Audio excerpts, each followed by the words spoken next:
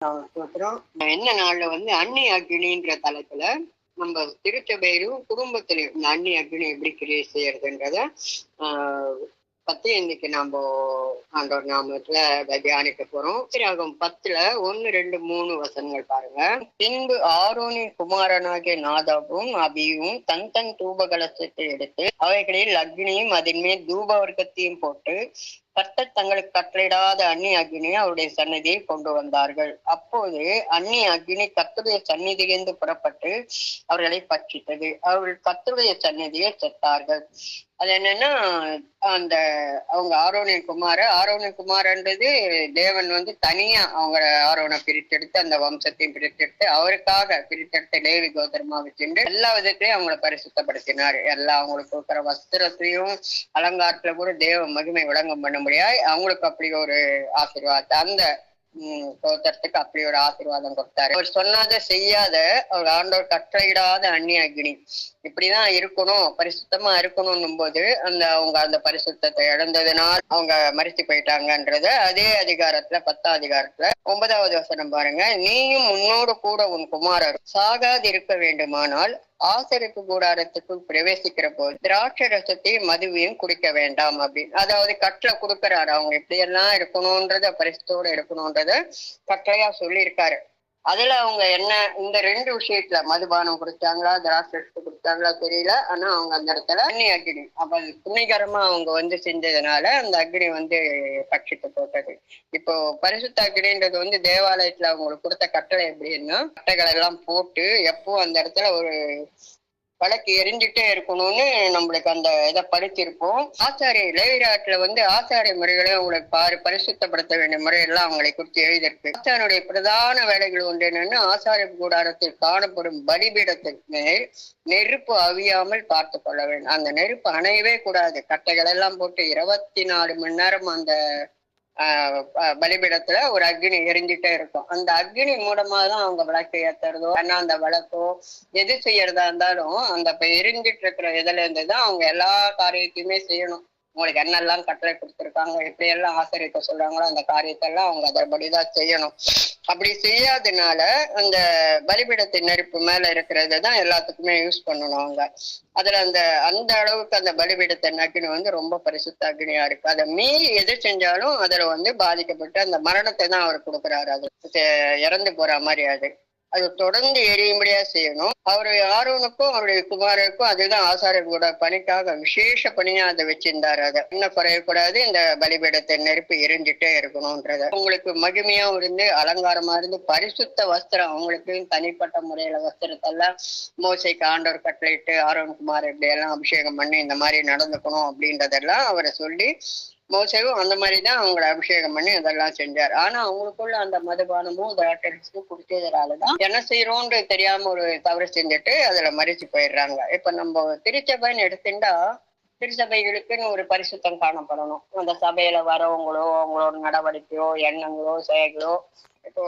தெய்வ பயத்தோட வருது எல்லாமே தலை டு கால் வரைக்கும் அந்த தெய்வ சமூகத்துக்கு போறதுக்குன்றது ஒரு வகை இருக்கும். இப்படிதான் போகணும் அப்படின்ற இது இருக்கும். அந்த காலத்துல ஏற்படுத்தி கொடுத்துருக்காங்க. ஆனா இப்ப யாரும் அதை நடத்த முடியல. அது மாறிடுச்சு அப்படின்னு சொல்றோம். ஆனா அது இல்லை. ஏன் அப்படின்னா நம்ம சென்னை பட்டணம் மூலமாவும் இந்தியா மூலமாவும் தான் எழுப்புதலுக்காக முன்பிடிச்சார். எப்பா தேவன் இருக்கும்போதே முன்பிடிச்சு அவருடைய கிருஷ்ணனோட தோமா அனுப்பிச்சாரு. ரத்த சாட்சியா மாதிரி கொடுத்தாரு. எப்படி இருக்கணும்னா ஒரு குடும்பம் எப்படி இருக்கணும் அப்படின்ட்டு அந்த மாதிரி உருவாக்கினாரு. கூட்டு குடும்பமா உறவுகளா விட்டு தரதாட்டம் தாழ்ந்து போறது அந்த இது எல்லாமே அந்த குடும்ப அமைப்பை பார்த்தீங்கன்னா அவ்வளவு ஆச்சரியமா இருக்கும். ஆண்களை கனப்படுத்துறது, ஏன்னா ஆதாமுக்காக தான் ஏவாளுக்காக ஆதாம் படைக்கணும். அப்படி அந்த அளவுக்கு அந்த குடும்பத்துல ஆண்களை கனப்படுத்துறது, கடுங்கி போடுறது, விட்டு கொடுக்கறது எல்லாமே ஜாயிண்ட் ஃபேமிலின்னு இருக்கும்போது எல்லாரும் ஒரே ஃபேமிலில இருந்து வந்திருக்க மாட்டாங்க. ஆண்கள் திருமணம் செஞ்சவங்களோ பெண்களோ எல்லாரும். ஆனாலும் அவங்களுக்குள்ள அந்த ஒத்துமை, ஒரு குடும்பத்தை கொடுத்த பாசம் பாரம் எல்லாமே இருந்தது. நம்ம சரியில்லைன்னா குடும்பம் சரியில்லாம போயிடுமே அப்படின்ற ஒரு பாரம் எல்லாம் இருந்தது. அது திருச்சபையிலையும் அப்போ அவங்க வரும்போது ஒரு தெய்வ பயத்தோட அந்த உடையலாட்டம் அவங்க நடவடிக்கை ஆட்டம் எப்படி வரணும்ன்ற ஆண்டவர் சித்தமா இருந்ததோ அதன்படியே தான் அவங்க நடந்தாங்க ஆரம்பத்துல. அப்புறம் அப்ப கொஞ்சம் கொஞ்சம் எல்லாமே மாறி போயிட்டு இப்ப என்னன்னா எதுலையுமே ஒரு பயமும் இல்லை, ஒரு இதுவும் இல்லை. எந்த ஒரு விஷயத்திலயும் நம்ம கிறிஸ்தவங்கன்னு சொல்லிக்கிற அளவுக்கு எந்த இதுவுமே இல்லை. ஏன் அப்படின்னா அந்த மனசானாலும் சரி, இதயமானாலும் சரி தீங்குள்ளதாதான் இருக்கு. மாம்சத்தை மேற்கொள்ள முடியல. தெய்வ பயம் இல்லை, ஒரு ஒழுக்கம் இல்லை. இதுல இருக்கத்தையும் இப்படிதான் வரணும் அப்படின்ற ஒழுக்கம் எல்லாம் இல்லை. திருச்சபையிலயும் நிறைய சீர்கேடு, பணத்தாசை குடிச்சிட்டு வராங்க. அதாவது அவங்களோட லைஃப் ஸ்டைல் எல்லாமே ஆண்டவர் அருவருக்கிற மாதிரிதான் இருக்கு. அவங்களுக்கு தெரியாதுன்னு நினைச்சிட்டு வரலாம், நம்மளுக்கும் தெரியாம இருக்கலாம். ஆனா தேவனுக்கு எல்லாமே தெரியும். அவர் கண்கள் உலகத்தை சுற்றி பார்த்து கொண்டே இருக்கிறதுன்னு வசனத்துல வருது. ஆனால தேவன் என்ன பண்ணிருக்காருன்னா அந்த குடும்பத்திலயும் சரி திருச்சபையிலயும் சரி அந்த ஒழுக்கமும் ஒரு இது வரைக்கும் நம்மளுக்கு காணப்படல. எனக்கு தெரியல, மேபி அதனால தப்புன்றது இல்லை. இந்த ஜனங்க மென்டாலிட்டி மைண்ட் செட் ஆயிருக்காங்க. இப்படி இருந்தா போறோம், அப்படி பண்ணா போறோம், ஒரு சடங்கு ஆச்சாரியமா செய்யறது அப்படின்னு சொல்லிட்டு. திருச்சபையிலும் நிறைய இப்பவும் நிறைய அந்த பெண் மண்டலத்துல எல்லாம் பாருங்க, அடிதடி கோர்ட்டு கேஸு, பதவிக்காக பணத்துக்காக என்ன செய்யக்கூடாதுன்னு சொல்றாரு ஆண்டவர். அப்ப செய்றாங்க. திருச்சபை எப்படி இருக்கணுமா? எல்லாருக்கும் உப்பு வெளிச்சமா இருக்கணுமா, நன்மை செய்யறதா இருக்கணுமா, யாரையும் எதையும் எதிர்பார்த்து நம்ம செய்யக்கூடாது. நம்மளால முடிஞ்ச நன்மை செஞ்சு நம்ம தேவநாமத்தை மகிமைப்படுத்தணும். அதுக்காக தான் ஆண்டவர் நம்மள பிரித்தெடுக்கப்பட்ட வாழ்க்கை வாழணும்னு சொல்றாரு. எல்லா உலகத்தாரும் பல்லவும் நான் உலகத்தாரவும் நீங்களும் உலகத்தார் அல்லன்றாரு. நான் உலகத்தை பிரித்தெடுத்தேன், எனக்காக நீங்க பிரித்தெடுத்திருக்கிறேன், என்னால் மீட்கப்பட்ட ஜனங்கள் என் ஜனங்கள் அப்படின்றாரு. ஆனா அவர் ஜனங்கள் சரியாவே நம்மளால ஆண்டவரை மகிமைப்படுத்துற அளவுக்கு நடக்க முடியலன்றது நிதர்சனமான உண்மை. அது மாதிரியே பாருங்க, குடும்பத்திலையும் இந்த அந்நிய அக்னின்றது பயங்கரமா இருக்கு. நம்ம கிறிஸ்துவ குடும்பத்துல விசுவாசி குடும்பத்துல நிறைய லவ் மேரேஜ் அந்நிய நுகத்துக்கு போயிடுறாங்க. முதல் நாள் லவ், மறுநாள் மேரேஜ், மூணாவது நாள் டைவர்ஸ். நிறைய ஃபேமிலியில எனக்கு என்னோட நெட்வொர்க்ல நிறைய பேருக்கு அந்த மாதிரி நடந்துட்டு ரொம்ப துக்கமா இருக்கு. பசங்க சொன்னாலும் கேட்க மாட்டேன்றாங்க. அப்படியெல்லாம் ஆண்டவர் சொல்லல, இப்படி எல்லாம் ஆண்டவர் சொல்லல அப்படின்னு சொல்லிட்ட முடியும். ரெண்டாவது உடையில பாருங்க, ஒரு கண்ணியுமே இல்லை. ஆண்கள் எல்லாம் நல்ல கவாடா ஃபுல் கவாட்ல வராங்க. லேடிஸ் எல்லாம் ஆல்மோஸ்ட் ட்ரெஸ்லெஸ்ஸா தான் வராங்க. ஒரு வயசுக்கு ஏற்ற இது நம்ம ஆண்டவரோட பிள்ளைங்கன்னும் போது ஜபத்துக்கான ஒரு நேரம், ஜபத்துக்கான ஒரு இடம், ஜபத்துக்கான ஒரு வஸ்திரம், தகுதியான வஸ்திரம்னு வருது, வெண் வஸ்திரம்னு வருது, வெண்மையான வஸ்திரம்னு வருது. ஆனா அந்த வஸ்திரத்துல அவ்வளோ இடர்கள் உண்டாக்க முடியா, ஊழியக்காரங்களே பயப்படும்படியா அப்படி ஒரு வசனத்தை தரிச்சிட்டு வராங்க. தரிச்சிட்டு வந்தாலும் சரி, இது இன்னொருத்தருக்கு இது இப்ப சொல்றாங்க நிறைய பேர், இந்த மாதிரி பண்ணாதீங்க, இப்படி இருக்காதுங்க, குடும்பத்துல இந்த மாதிரி இருங்க அப்படின்னு சொன்னா 5ல விளையாது 50ல விளையாது மாதிரி எதுவுமே கேட்க முடியாத நிலைமையில இப்ப ஜனங்களும் இல்லை. குடும்பத்திலையும் சரி திருச்சபையிலும் சரி சீர்கேடான விஷயம் நடக்கிறதுக்கு அந்த அந்நியாக்கிடு தேவன் சொன்னது எதுவுமே நம்ம இது பண்ண நம்ம சௌகரியத்துக்கு என்ன பாசிபிலிட்டியா முடியுமோ அதுதான் செய்யறோம். இப்ப எங்க கல்ச்சர்ல நான் பியூர் பிராமின். எங்க கல்ச்சர்ல அப்படிதான் ஆண்களுக்கு எதிராக வரமாட்டோம், பேச மாட்டோம், உட்கார மாட்டோம். முஸ்லிமேஷன் பேசுறது ஆனா கூட அந்த ஆண்டவருக்குள்ள வந்த பிறகுதான் அந்த வாழ்க்கையோட லேடிஸ்னா எப்படி இருக்கணும், இப்படி எல்லாம் நடந்துக்கணும் அப்படின்ற இதுல நிறைய கத்துக்கும் போது நாம ஒரு மாடலா இருக்க வேண்டிய நம்ம எப்படி இருக்கோம். நம்மள புறஜாதியார் பார்த்து எங்களுக்கு இயேசுவை பிடிக்கும், கிறிஸ்துவங்களை பிடிக்காதுன்றாங்க. கிறிஸ்துவ பத்தி சொன்னா இயேசு எங்களுக்கு பிடிக்கும், கிறிஸ்துவங்களை பிடிக்கும். ஏன்னா அவங்க போடுற சண்டை, எரிச்சல், உட்கார்ற இடத்துக்கு நிற்கிற இடத்துக்கு பியூல இது பண்றதுக்கு அவ்வளவு ஒரு சின்ன பசங்க கூட அந்த மாதிரி பண்ண மாட்டாங்க. அந்த மாதிரி எல்லாம் நடந்துக்கிறாங்க. சபையிலயும் அப்படி சின்ன விஷயத்துல இருந்து பெரிய விஷயம் சமுதாயம் பாதிக்கிற அளவுக்கான விஷயம் மட்டும் நிறைய தேவன் விரும்பாத காரியங்கள் தான் அந்நிய அக்னி. அவர் கட்டளைக்கு மாறா நடக்கும் போது அந்நிய அக்னியா ஆயிடுறது. அதனால நம்ம திருச்சபையிலும் சரி குடும்பத்திலையும் சரி தேவ சித்தத்துக்கு தேவனுக்கு பயந்து நம்மளால என்னெல்லாம் செய்ய முடியுமோ அவர் என்னெல்லாம் கட்டளை கொடுத்திருக்காரோ அதை நம்ம மாறி நடக்கணும்ன்றது தேவனுடைய சித்தமா இருக்கு. ஏன் நம்ம தேசத்துக்கு இந்த மாதிரி எடுப்பதில கொடுத்து குடும்பத்துல இருந்தேன்னா இத்தனை ஜனங்கள் இத்தனை இது இருந்தோம். இப்ப இந்த மதவாதிகள் மூலம் நிறைய இத்தனை நாள் இந்த தேசத்துல ஒத்துமை குறைஞ்சது கிடையாது. இத்தனை கல்ச்சர் இருக்கும்போது அவங்கவுங்க கல்ச்சர் அவங்கவுங்களுக்கான இதுதான் இருக்கும், அவங்கவுங்களுக்கான வழிபாடு, எந்த பிரச்சனையும் வந்தது கிடையாது. ஏன்னா இந்த தேசத்தை கொண்டு தேவன் வச்சது காரியம் பெரிய திட்டமிட்டு உலகம் தழுவின எழுப்புதலுக்கு இந்தியாவை கொண்டு ஒரு எழுப்புதல் உண்டாகும். நிறைய பேருக்கு வெளி தேசத்துல நிறைய ஊழியக்காரங்களுக்கெல்லாம் வெளிப்படுத்தி கொடுத்திருக்காரு. அதுவும் தமிழ்நாட்டு மூலமா ஆரம்பிச்சு இந்தியா மூலமா உலகம் முழுவதும் வரும் அப்படின்னு சொல்லிட்டு. அப்படி இருக்கும்போது அப்ப நம்ம தேசத்தோட ஜனங்கள், ஆண்டவரோட பிள்ளைங்க, விசுவாச பிள்ளைங்க, கிறிஸ்துவ பிள்ளைங்க ஒரு சாட்சி உள்ள வாழ்க்கை வாழறோமா நம்போ அப்படின்றதால இப்ப நம்ம இடத்துல அந்த அன்னை அக்னி ஆல்மோஸ்ட் கவர்டா இருக்கு. ஏதோ 1-2 மைனஸா இருக்கலாம். 99% நம்மளுக்குள்ள அந்த இது இருக்கு. ஏன் இதை நான் பெரிய ஹைலைட்டா சொல்றதுன்னா, நிறைய இதை பார்க்கும்போது எனக்கு ரொம்ப துக்கமாவே இருக்கு. ஒரு நம்ம சிஎம் ஸ்டாலினோட ஒய்ஃப் பாருங்க, ட்ரெஸ் கோடு ஒரு இடத்துல கூட அவங்கள பொட்டு வச்சுக்கிறாங்க, பட்டு புடவையா அந்த கைக்கு நீட்டா ஒரு இது பண்ணிட்டு நீட் ட்ரெஸ். அவங்க இத்தனைக்கும் வணங்குறதெல்லாம் பிசாசு வணக்கம், அது அவங்க நம்பிக்கை. மேபி அவங்க ட்ரெஸ் கோடு எப்படி இருக்கு பாருங்க. ஒரு சினி ஆக்டர் வராங்க, ஒரு கோவிலுக்கு போறாங்கன்னா புடவை கட்டிட்டு போறாங்க. ஆனா நம்ம ஜனங்க எப்படி இருக்காங்க? ஒரு திருச்சபைக்கு வரும்போது அந்த பயமே இல்லை, ட்ரெஸ் இடர்கள் உண்டாக்கும் இல்லை, தேவ சமூகத்துக்கு ஒருமைன்ற இல்லை. செருப்பை போட்டு உள்ள போயிட்டு அந்த செருப்பு மேலதான் ஞாபகமா இருக்கே தவிர அந்த செய்தி கவனிக்கிறதோ அந்த இது பாக்குறதோ இல்லை. உங்களுக்கு டெலிபோன் வந்தனோட்டு டெலிபோனுக்குள்ள பேசிட்டே இருக்காங்க, அடுத்தவங்களுக்கு டிஸ்டர்ப் ஆகாது இல்லை.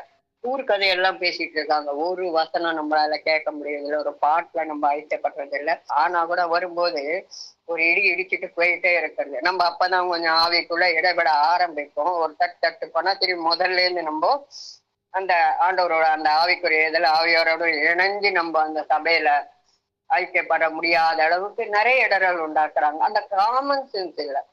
நம்ம இடிச்சிட்டு போறோமே, இவங்க ஜெபம் பண்ணிட்டு இருக்காங்க, நின்றுட்டு போகலாம், ஒரு செகண்ட் நின்றாக்கா நம்மளே அந்த பிரேயர்ல ஒரு நிமிஷத்துல நம்மளுக்கு இதுவாயிடப்படுது. நிறைய விஷயங்களை இன்னைக்கு ரொம்பவே வேதனை துக்கப்படுத்துற காரியங்களும், வேதனைப்படுத்துற காரியங்களும், கோபப்படுத்துற காரியங்கள் நம்ம கிட்ட நிறைய இருக்கு. அதனால நம்ம சரியா இருந்தாதான் சபை சரியாகும். விசுவாசிகளா நம்ம ஒரு கூட்டம் எழுந்தினாதான் 2-3 பேராவது 2-3 பேராவது நம்ம நல்ல ஐக்கியத்தோட தெய்வ பயத்தோட தேவ சமூகத்துல காணப்படும் போது நம்ம என்னெல்லாம் வேண்டுமோ அதெல்லாம் நடக்கும். அது எப்படின்னா, தேவன் எப்படி நம்மளுக்கு கட்டளை கொடுத்தாரோ, ஒரு ஆனாலும் பெண்ணானாலும் சிறுவிரலானாலும் வாலிபரலானாலும் ஊழியக்காரங்களானாலும் யாரானாலும் அந்த ஆண்டவரோட கட்டளைக்குள்ள பொருந்தி நம்ம செயல்படும் போதுதான் நம்மளுக்கு அந்த பரிசுத்தாவினாலும் அக்னியினாலும் நம்ம அபிஷேகப்படுவோம்.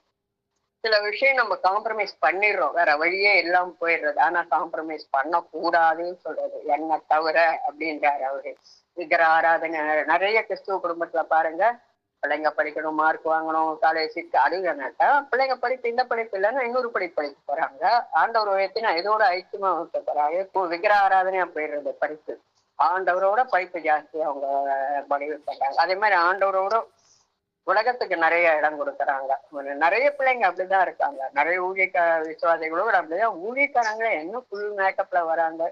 ஒரு ஃபேஷன் பரேட் நடக்கிற மாதிரி அப்படி மேக்கப்ங்களுக்கு ஏத்த மாதிரி அந்த வயசுக்கு ஏத்த மாதிரி ட்ரெஸ் பண்ணிட்டு வந்தாலே அதுவே அவங்களுக்கு மகிமையா இருக்கும். ஏன்னா நம்மளுக்கு ஆண்டவர் தான் மகிமை. அப்படி இருக்கும்போது நம்மளோட ட்ரெஸ் ஆனாலும் சரி, நம்மளோட பேச்சானாலும் சரி, நடவடிக்கையானாலும் சரி ஆண்டவரை ரொம்ப துக்கப்படுத்துறோம். இந்த நாள்ல இந்த அந்நி அக்னி எல்லாம் நம்மள்ட காணப்படவே கூடாது. உண்மையாவே நம்ம ஆண்டவரை ஏற்றுட்டு ஆண்டவருக்காக இருக்கணும், ஊழியம் செய்யணும், அப்படியெல்லாம் ஒரு எண்ணம் நம்மளுக்குள்ள இருந்ததுன்னா, இப்போ நான் பிரயாசப்படுறேன் ஊழியம் செய்யணும் ஆண்டவருக்கு. என்னை ரொம்ப கொடுமையான சூழ்நிலை ஆண்டவர் மாத்தி கொடுத்தாரு, நான் ஒப்பு கொடுத்தேன். அந்த நாளைக்காக காத்துட்டு இருந்தேன். தரை தர இல்லாம ஒரு ஊழியக்காரா நின்று ஒரு ஆத்மா இது பண்ணா கூட ஆண்டவர் மகிமைப்படும் முடியாது. அந்த ஆத்மாவை நம்ம ஆண்டவருக்குள்ள நடத்தணும் அப்படின்றதுல நான் பிரயாசப்படுறேன். ஆனா அந்த பிரயாசம் எப்படி இருக்குன்றது ஆண்டவருக்கு தெரியும்.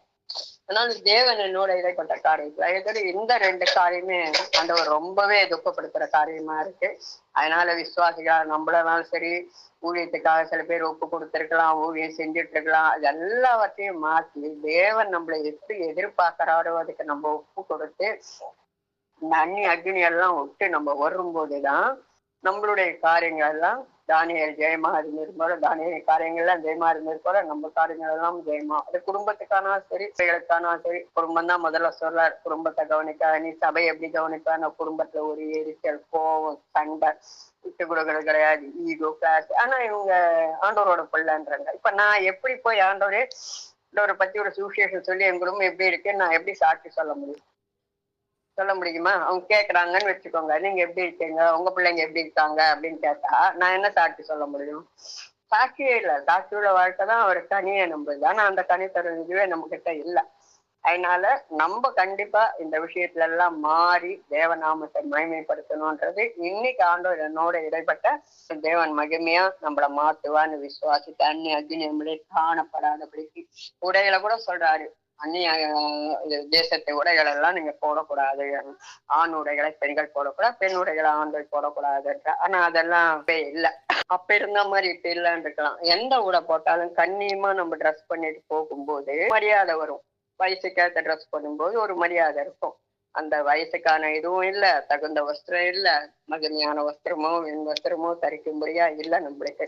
அதெல்லாம் இல்லாததுனால நிறைய காரியங்களை ஆண்டவருக்கு ரொம்ப வேதனைப்படுத்துறோம். ரொம்ப அதை நம்ம உணர்ந்துட்டு இனி தொடர்ந்து நம்ம இந்த அந்நிய அக்னியை நம்ம விட்டு விலக்கி போட்டு தேவன் நம்ம கிட்ட என்ன எதிர்பார்க்கிறா, எப்படி நம்ம நடந்துக்கணும் அப்படின்றத தொடர்ந்து நம்ம ஜெபத்துல வச்சு நடந்துக்கணும்ன்றது என்னோட தாழ்மையான கருத்து. இந்த நேரத்தை கொடுத்து இந்த செய்தியை உங்களோடு பகிர்ந்து தேவனுக்கு கோடானு கோடி நன்றி.